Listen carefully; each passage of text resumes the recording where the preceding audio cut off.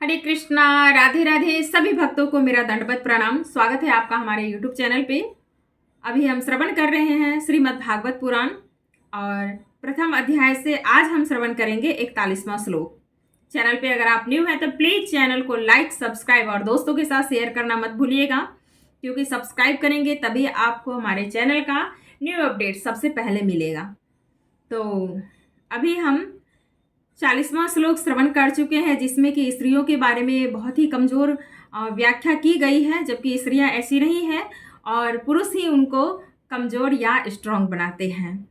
तो आइए बिना देर किए आगे की श्लोक से हम समझते हैं कि क्या कारण हो सकता है कि संतानें जो होती हैं वो दान पुण्य नहीं करने वाले होते हैं।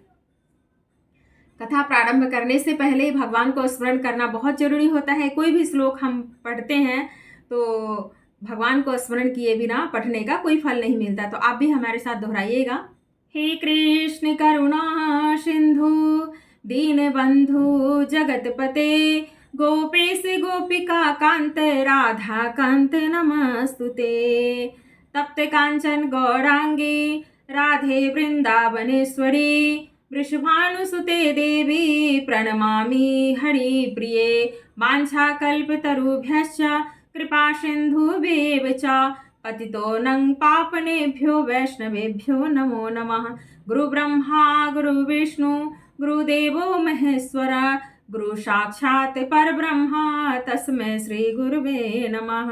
जय श्री कृष्ण चैतन्य प्रभु नित्यानंद श्री अद्वैत गदाधर श्रीवासादि गौर भक्त वृंद।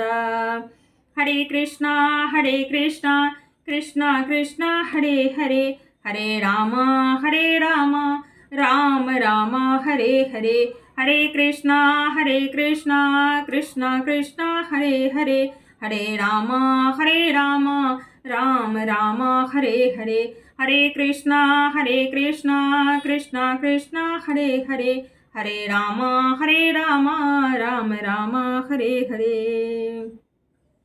यहाँ अर्जुन भगवान श्री कृष्ण से कहते हैं कि शंकरः नरकाय एव कुलघ्राणां कुलस्य च पतन्ति पितरः हि येषां लुप्ता पिंड उदक क्रिया। सोचने वाली बात है। अवांछित संतानों की वृद्धि से निश्चय ही परिवार के लिए तथा पारिवारिक परंपरा को विनिष्ट करने वालों के लिए नारकीय जीवन उत्पन्न होता है। ऐसे पतित कुलों के पुरखे यानी पितर लोग गिर जाते हैं, क्योंकि उन्हें जल तथा पिंड दान देने की क्रियाएं समाप्त हो जाती हैं। पड़ी है सकाम कर्म के विधि विधानों के अनुसार कुल के पितरों को समय समय पर जल तथा पिंड दान दिया जाना चाहिए।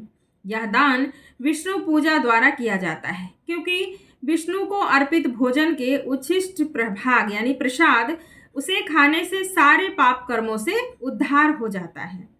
कभी कभी पितरगण विविध प्रकार के पाप कर्मों से ग्रस्त हो सकते हैं और कभी कभी उनमें से कुछ को स्थूल शरीर प्राप्त न हो सकने के कारण उन्हें प्रेतों के रूप में सूक्ष्म शरीर धारण करने के लिए बाध्य होना पड़ता है। अतः जब वंशजों द्वारा पितरों को बचा प्रसाद अर्पित किया जाता है, उनका प्रेत योनि यानी अन्य प्रकार के दुखमय जीवन से उद्धार होता है।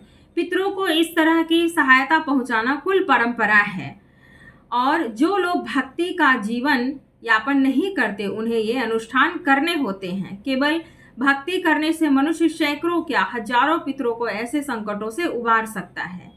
भागवत में कहा गया है कि देव ऋषि भूताप्त निरांग पितृणांग न किंकरो नाय मृणी च राजन सर्वात्मनः यः शरणं शरण्यं गतो मुकुंदम परिहत्य कर्तम।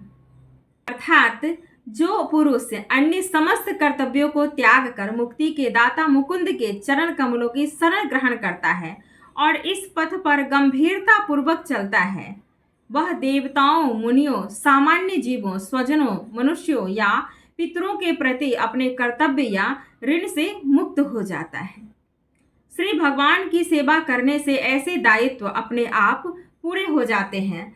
अब यहाँ पे समझने योग्य बातें हैं कि अगर आप कोई भी अनुष्ठान नहीं भी करते हैं तो घर में कुल खानदान में अगर एक भी भक्त निकल जाता है, भगवान की भगवत भक्ति करने वाला निकल जाता है, तो उसके प्रभाव से भी पितर तर जाते हैं।